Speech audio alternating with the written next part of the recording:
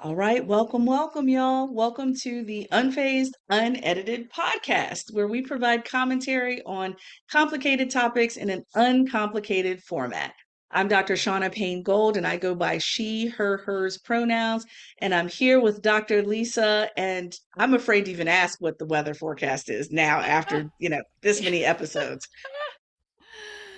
Hi, everyone. This is Lisa, she, her pronouns. I am looking out of my window, and my tree that is about a year and a half old is moving very violently from the left to the right, and I am actually not convinced it will last. I feel like it might snap. We are experiencing very high winds, to the point where I got a note from XL Energy saying they're just going to shut off my electricity from 3 p.m. Mm-mm. today through 12 noon the next day, so as to avoid the risk of a wildfire. So, yay! Yay! Exactly. After piles and piles of snow, after last week's, what was it, Lisa? 4.8 earthquake over here on the East Coast, Oh, yep, yep, a bridge falling on down. I mean, goodness, I need everybody to get somewhere and be still, okay? Because it's just too much. My brain is overloading with all the things that are going on right now. But yep. good to escape from that with you and record a podcast here. We have a lot to talk about today, and we're going to introduce a new segment that we think is really important because, I think what's interesting about our work, Lisa, is that we talk all the time in our language, if you will. Like I'm imagining this for lots of industries, like engineers, they use their own language, whoever it is, they use their own language, and so do we. And so we're introducing the segment Word of the Week, which I think is so important because we refer to words all the time, Lisa, and very rarely do we define them. So we're going to start out with the fundamental of what we do, which is DEI, diversity, equity, and inclusion. And what I think is so important about DEI is that recently we know it has been co opted in lots of different ways. Folks that are new to even understanding the concept are speaking as if they are experts. And then there's people like Lisa and I have been doing this for decades before people even knew what it was, what it meant. D is for diversity, which simply means the differences across people in a room. You might have 100 people. How much difference is there, or how much similarity is there? So we have diversity. Equity is both a process and an outcome, basically meaning that everyone has the opportunity to the same outcome. And Lisa, this is a analogy I use all the time with equity around riding a bike. It's one of my favorite visuals when it comes to the word equity, where the top frame has four differently sized people that all have the same bike. And unfortunately, one person is a wheelchair, one person is a tall person, one person is a small person. And out of those four people, unfortunately, only one of them can comfortably ride that bike. It's just literally not possible for them to even have the opportunity to have a pleasant bike ride. But at the bottom of that particular visual, each individual person has the bike that fits them best so that everyone has a chance. And so that's what equity is about, is everyone getting the right size bike, everyone getting the resources they need to have the opportunity to have the same outcome. And then of course inclusion.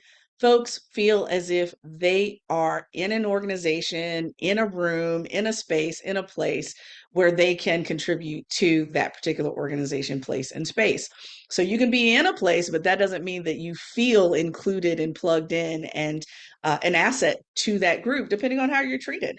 And then we can get into belonging later, but I think it's really important for us to know what those three words mean, how they engage with one another, and how they kind of lean upon one another before we buy into the sound bites and the journal articles and the titles of articles and the politicians and lots of different people who have not been working in this industry their whole lives like we have, Lisa. So I think it's an important word of the week here, D, E, and I.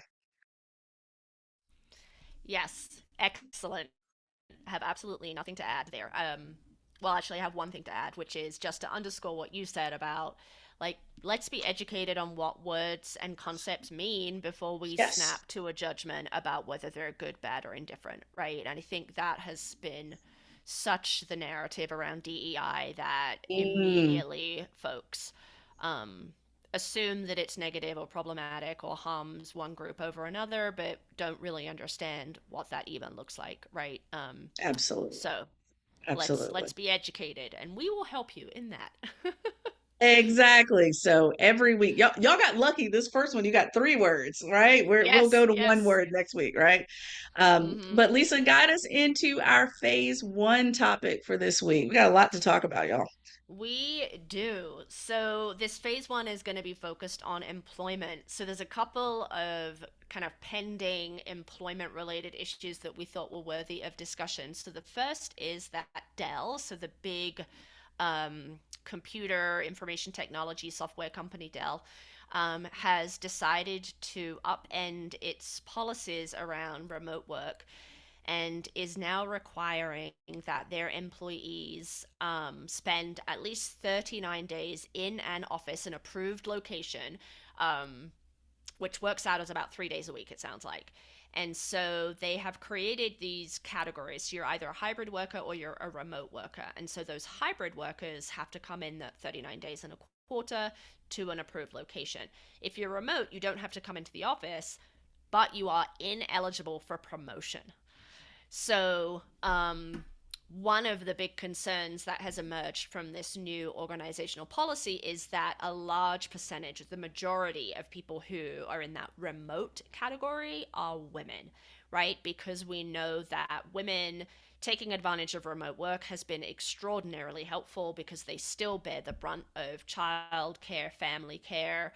And so the flexibility of being a remote worker has really helped. So while this policy is not, gender is not written into this policy, there is likely a disparate impact on women and then also folks with disabilities, right? Where the remote work might be really useful for them based on their disability. So there's a lot of speculation about why Dell did this, including it helps their bottom line. If you have a subset of workers who are remote and they aren't eligible for promotion, that means you can ultimately over time suppress their wages. They might be easier to fire, right? And then you have potentially this disproportionate impact on women and folks with disabilities.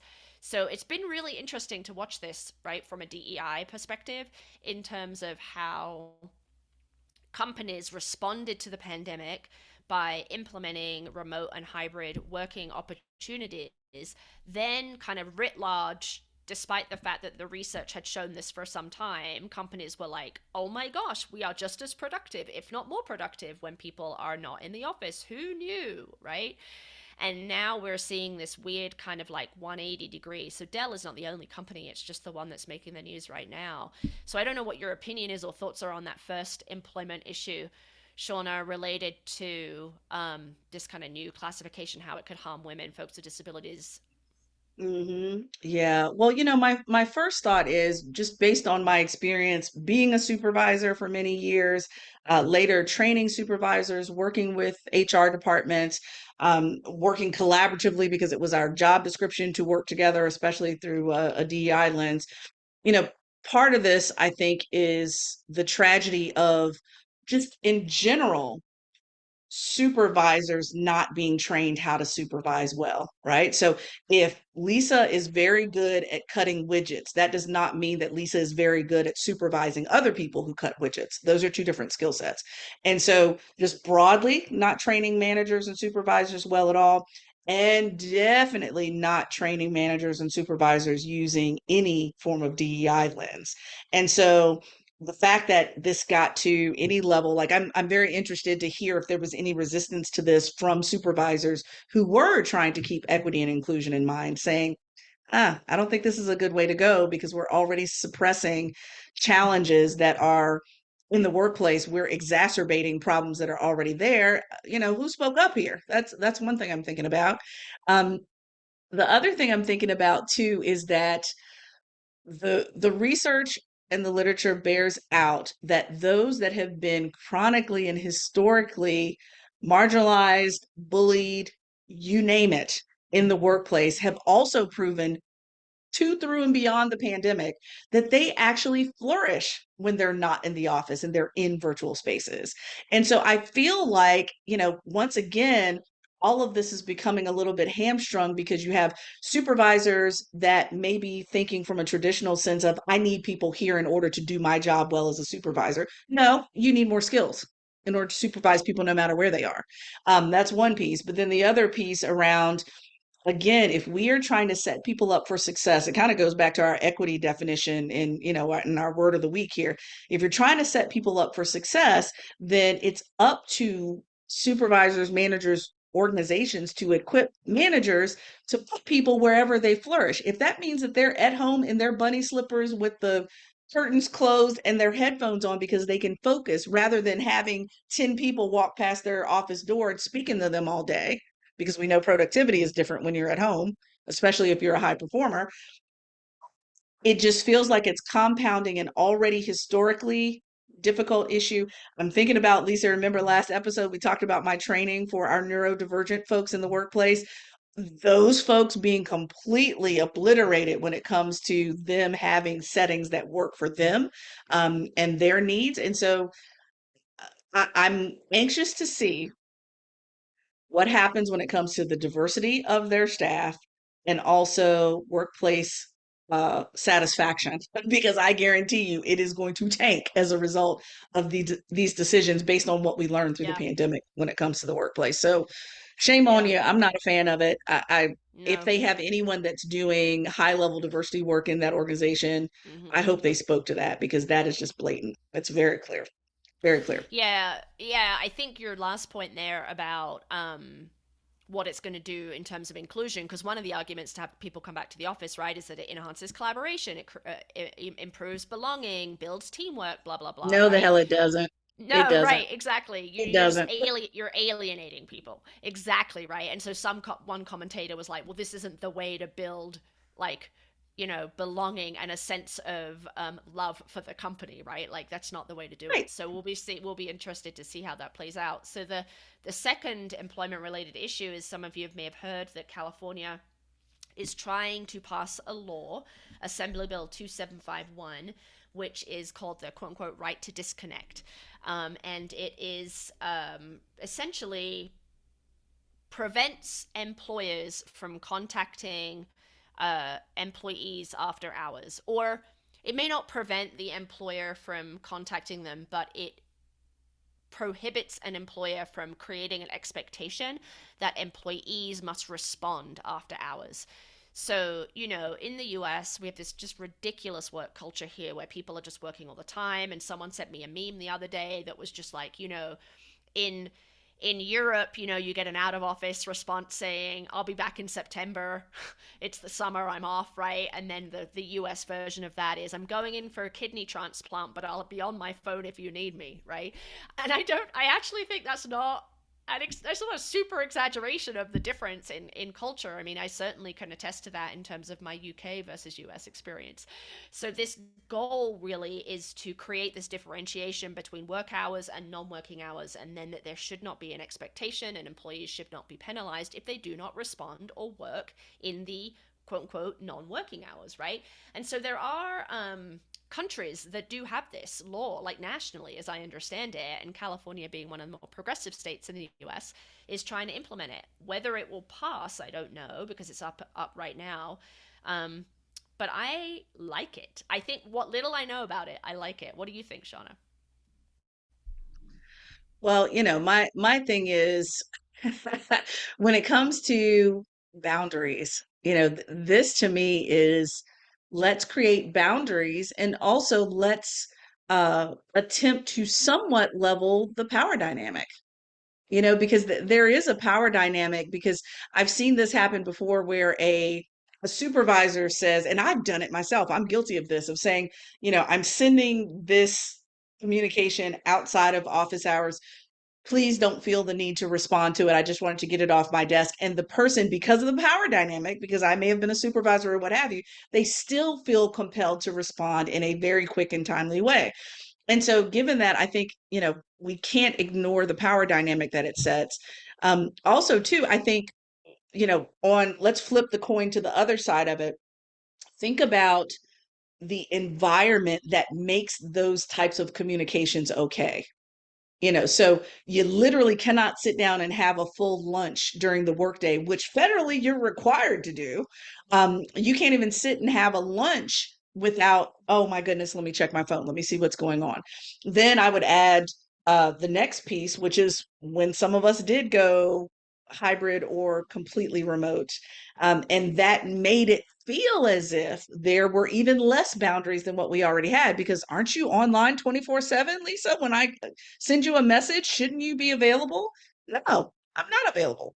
I'm not available. I have a family. I have other things. I don't have anything but Netflix. Let me take that back, because I do have a family, but I remember when I did not have a family, and that still did not mean that people had a right to my time after certain working hours. So, given that, I think, for an entire country that doesn't really understand work life integration in any sense of the word, um, overwork oftentimes usually becomes abusive. Lisa, we've talked quite a bit about workplace exploitation. I'm grateful that something like this is coming up to interrupt that type of exploitation that we've talked about, where organizations and employers think that they have a right to your entire life.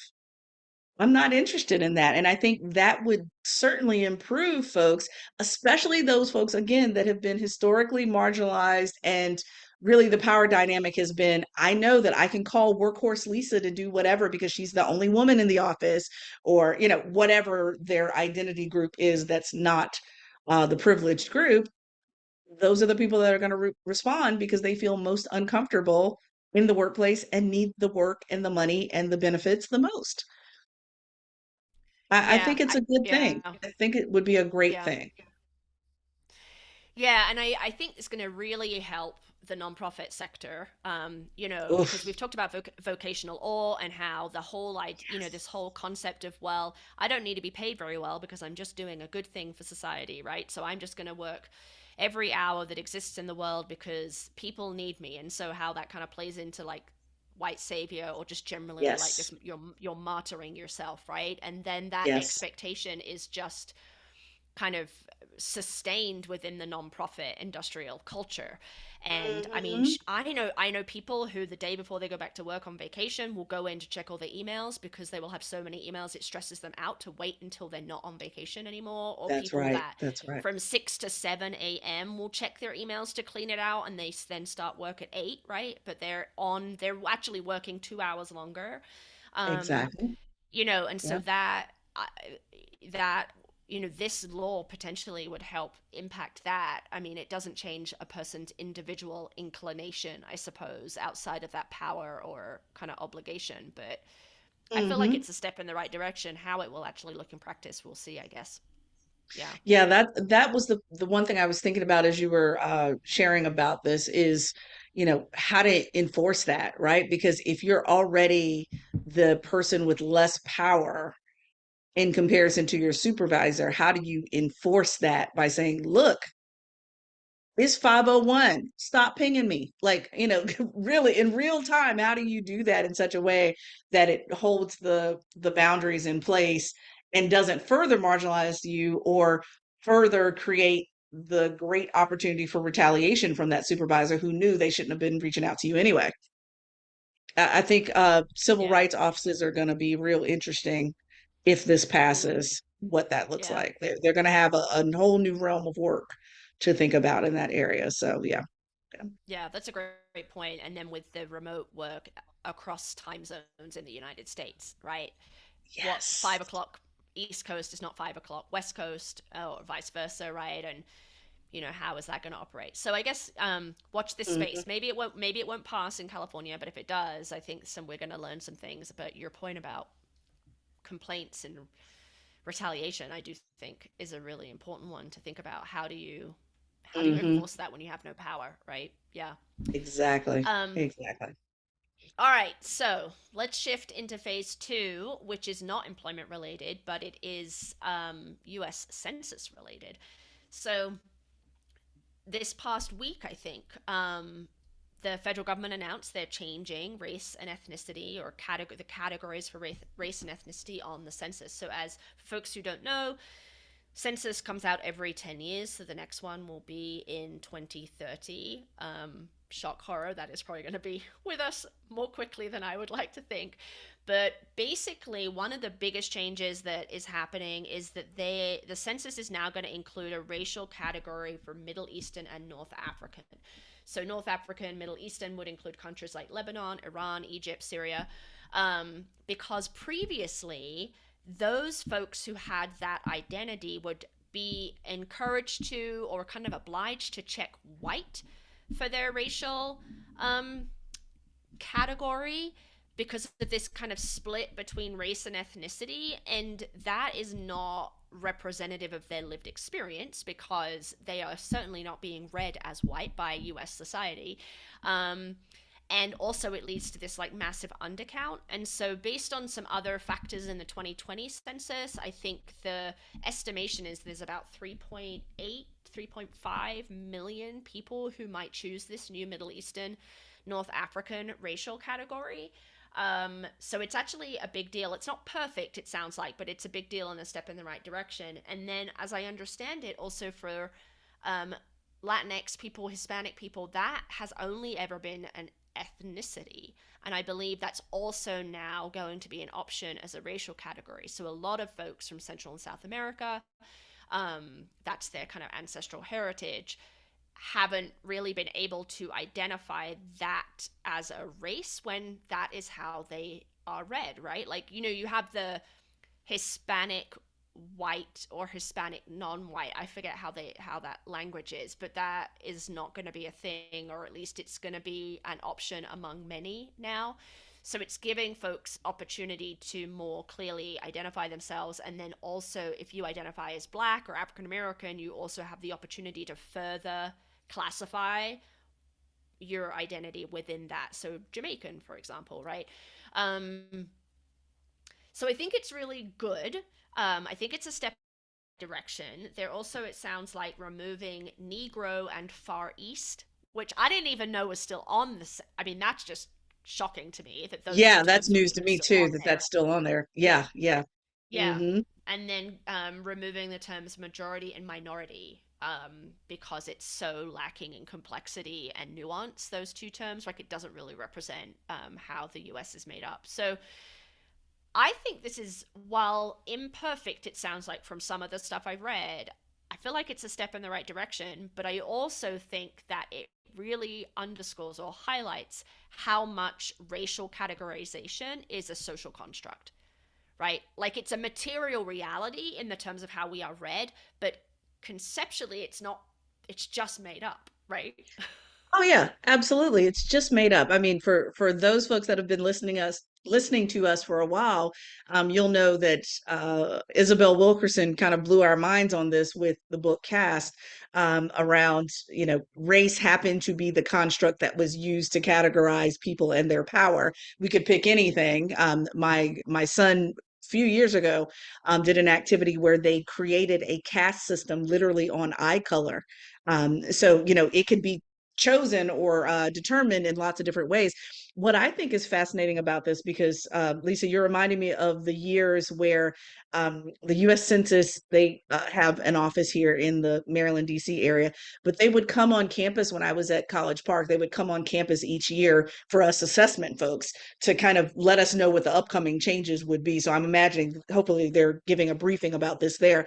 But one of the things that I think is so important about this development, different from what I experienced when I was at College Park, is that it feels like the lens is going in both directions. So, and what I mean by that is, usually, or at least from what I've understood of the categories, they've truly been from the perspective of how would you be read here in the United States? Yes, I want you to identify yourself, but identify yourself from the lens of how you would be identified in the United States versus being identified elsewhere.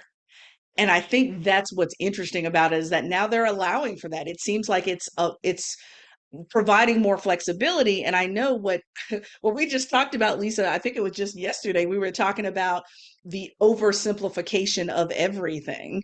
And I'm glad that they're not leaning into this oversimplification when it comes to the census and knowing who people are, knowing their heritage, and knowing how they choose to describe themselves. Because I remember earlier this week I did a training with a city, and there were, from my perception, probably 8 people in a small room of employees, coworkers. So 8 out of maybe 20 that I would have perceived as in my identity group African American. But when we did an exercise, literally every single one of us labeled ourselves differently, which I thought was so cool because it really gives this connection or this example of how it's not up to the census as a tool to determine or place onto Lisa, Shauna, whoever, what they are. We get the autonomy and the, what can I say? We get the autonomy to choose, and they're giving us more choices, which I so love. So I appreciate this, developing and changing over time. And I know people have Hmm. thought about it for years. And so every time they change something on it, I get a little excited because it's Yeah. getting more messy in a good way. And that's what Yeah. I like to Yeah. see. Yeah, and I think this discussion took 2 years to get to this point or something. So this was not Oh a my. decision that got made overnight. Um, I Yeah, also think it's really, I really like the way that you kind of framed that around we're creating opportunities for people to identify how they identify versus identify how they perceive someone else will identify them, if that makes that's it. That's it. Yes, ascri- yeah, yeah, like ascribed versus avowed identity, right? Like I ascribe an identity to someone based on how I perceive them, but that is not their avowed identity, right? So to your that's right. example, you ascribed African American to those folks, but when they actually self-identified, their avowed identity was not that. And so I do really love that the census is creating room and opportunity to like actually count how people understand themselves versus how kind of the powers that be understand them. Yeah, I That's love right. that. That's right. Yeah. Exactly. So I love that, empowerment of folks, and that in that Hmm. very same room of folks that I was training the other day, there was one gentleman, happened to be white and male. I know you're not going to be surprised by the time I share this story with you. The stereotype still abounds, and the Okay. truth of it. He was visually getting frustrated by the conversation of folks identifying themselves. We were talking about multiple identities too, not just race, not just ethnicity, multiple identities. And he just kind of belts out in the middle of the conversation, American, we're all American. And, literally, I could tell that the people in the room are used to working with him and the ignorance that he carries around. So they're like, oh, here he goes again. Like, you can see the verbal and the nonverbals like, oh my goodness, here we go. And what I think the light bulb came on for him. And then he spoke with me after the session around, you know, I said it very clearly. Thank you for your assessment of what's in the room. But remember, we don't get the privilege of labeling other people. People get to label themselves how they choose to. And the census is allowing people, they're just giving them a longer list of labels that hopefully can be more accurate. And the light bulb came on for this gentleman that's like, oh, yeah, you got a point. I mean, yeah, I may feel strongly about everybody in this room being American, but yeah, I wouldn't want somebody labeling me. I want to label myself. Ding, ding, ding. I think the privilege of oversimplifying by saying it's just easier for me to say that all of y'all are American. Yeah, it is easier, but is that accurate? We don't even know if that's accurate. So this reminds me of No, we that don't. We session don't. last week. Yeah. Yeah. Yeah. Well, So I think that oh, go ahead. no, no, no. Go ahead. I'm so applauding the census folks for giving us a longer menu. I know. I was just going to say, I think it's worthy if you're interested in this, folks, to go read a little bit more about it because one of the critiques is that while it's great that Middle Eastern and North African has been added, it kind of papers over the diversity that exists within that community. So there are some good commentaries, some history about the census and how kind of racial and ethnic categories came to be included. So if that is a thing that floats your boat, then I think it's worth. And of course, hopefully, this change is going to take effect before we may end up having a change administrations here in the US because I need that to be concretized and solidified and unreversible Please, before please. January 2025. So that's what I'll say to that. Exactly. Please put it in place so it's really hard to get rid of. Exactly.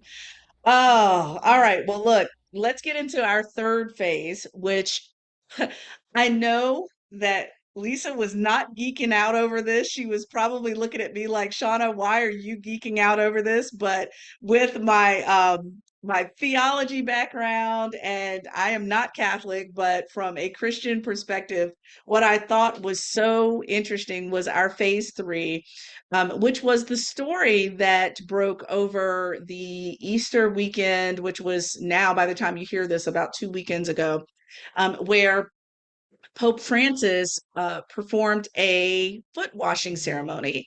And there's a few layers here that I think are really important. The first one is that a lot of people have never heard of the ritual of foot washing. That's the first piece, where for those that are even mildly familiar with New Testament Bible, you have the first four Gospels: Matthew, Mark, Luke, and John.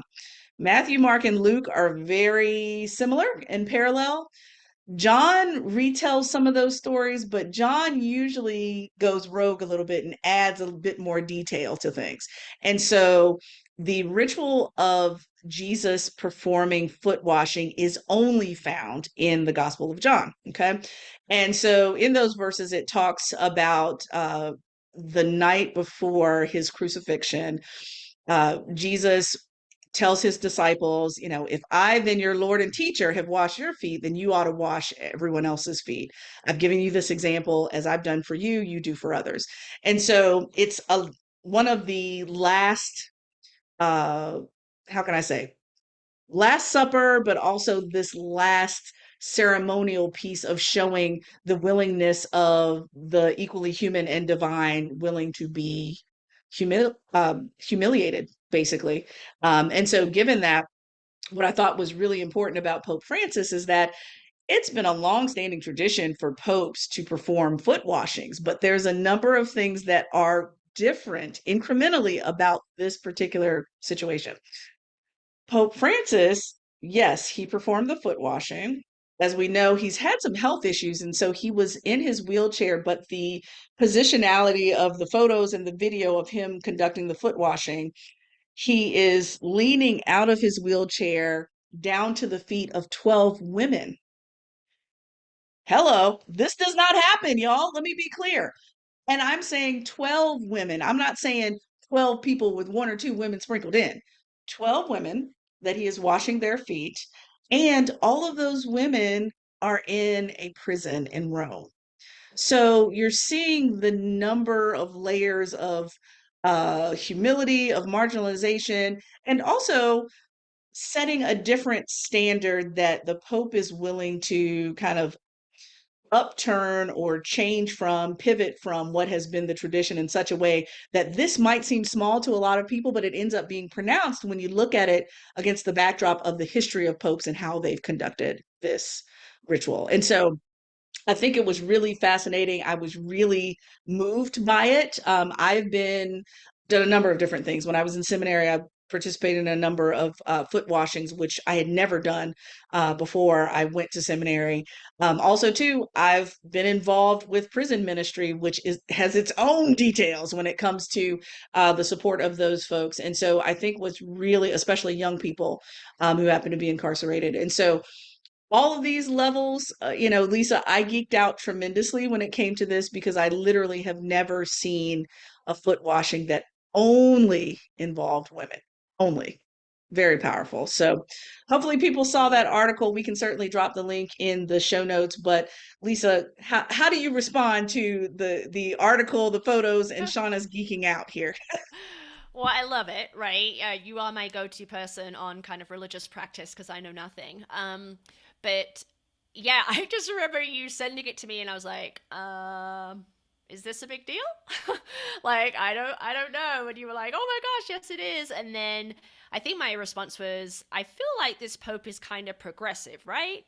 And yeah, you had affirmed that he is, but and then that got us into this really interesting conversation around how we, to your point around that kind of backdrop of foot washing and kind of the Catholic Church and popes that have come before, for me, where I stand outside of all of that, I'm like, oh, okay, so he washed 12 women, incarcerated women's feet. That's cool, I guess, right? Like, I don't have any of the kind of like how enormous that is.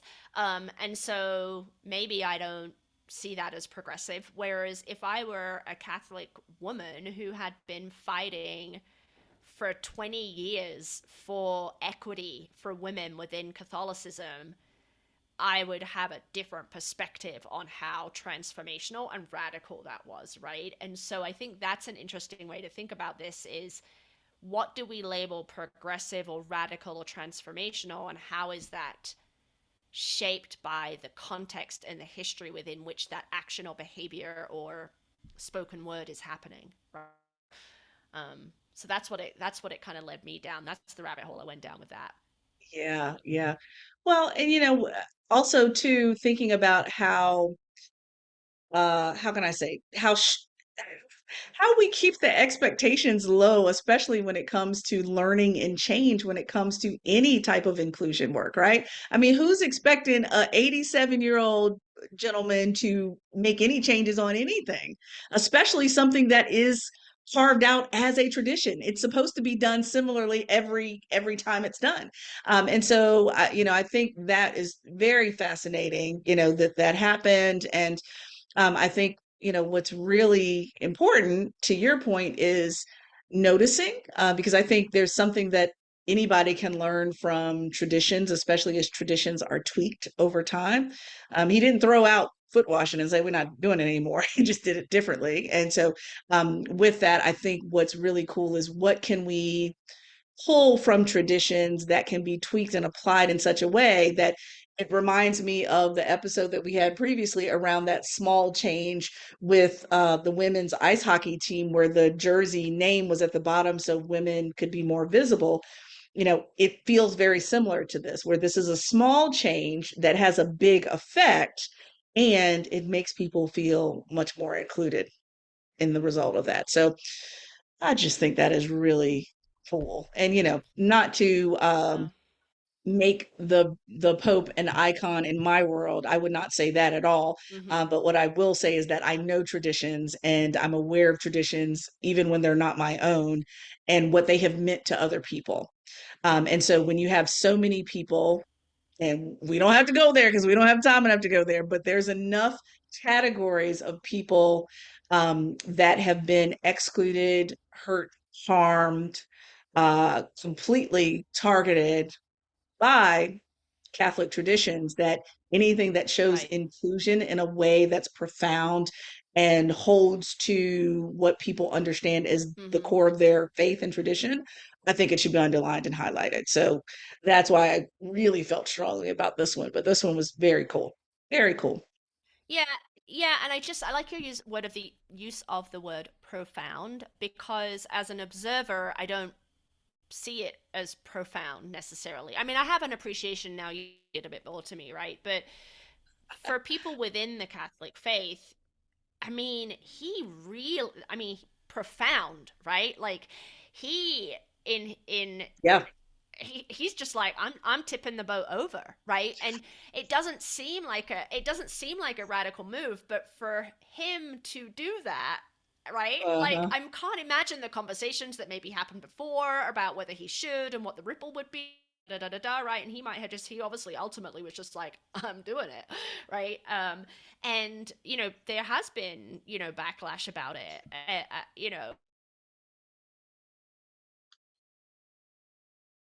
so important to understand the context.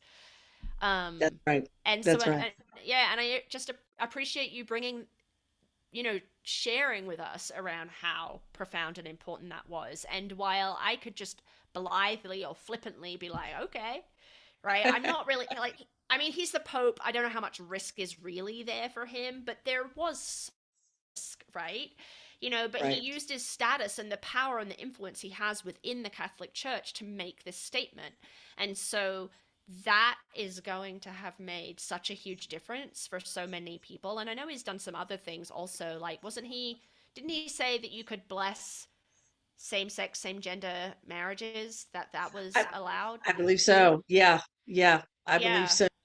And you know, the some of the, you know, the traditions and things, just, you know, the very small gestures that happen, that people on this level of, how can I say, access and visibility, they do. So, like, for example, you know, in this prison that he was in, if I recall correctly, one of the stories that I read, while this happened, so the ritual occurred, and then after that, he gave an Easter egg to a little boy, not knowing that the little boy was also living in the prison with his mother, who was in the prison. And so, you know, catching a snapshot of that, because again, if you were so orthodox and oblivious and exclusionary, which we know comes with religion all the time, it would be, I wouldn't go nowhere near a prison to do anything that is symbolic. So I think, you know, holding the symbolism against the context, I think, is so very important. And as we do that, you know, if I see something, because I remember, Lisa, when the article first popped up on my screen, and I saw people surrounding him while he was washing feet, which I was aware of, but the people surrounding him were just weeping their eyes out. And I'm like, let me read this a little bit more and see what's going on. The impact on those individuals, you know, this goes back to just flat out empathy, y'all. Read the room, see what's going on. If there are people in that environment that are moved, they're moved for a specific reason. Be curious to find out why that is. And I think that's what's important. So I may not have been impressed by any of it, but when I see that it positively impacts other people and their feelings of inclusion, I need to stop and take note, Mm. at the least. Yeah. I mean, that's a great place to end. To pay read the room, people. Read the room. Read the room. Read the room. All Oh, right, so let's wrap it up for this week. So as yes. usual, Shauna, let's just remind people where they can get a hold of us before our next episode drops. Yeah, absolutely. Well, look, Lisa, we had so many different articles and sources for this particular podcast. We're probably going to have some long show notes here, but please make sure that you go find us on YouTube as Unfazed Unedited. Go to Apple Podcasts, Spotify. Go ahead and subscribe, y'all. Subscribe and follow, so then every week it just automatically pops up in your feed, our newest episode. Find us on Instagram under Unfazed Pod, LinkedIn, and then, of course, you can just simply email us, info@unfazedpodcast.com. I'm really grateful to be on the podcast with Lisa, and I'm hoping that you all share our thoughts with your friends, family, coworkers, anybody that happens to be in this phase of your life. So until next week, talk to you. See you soon.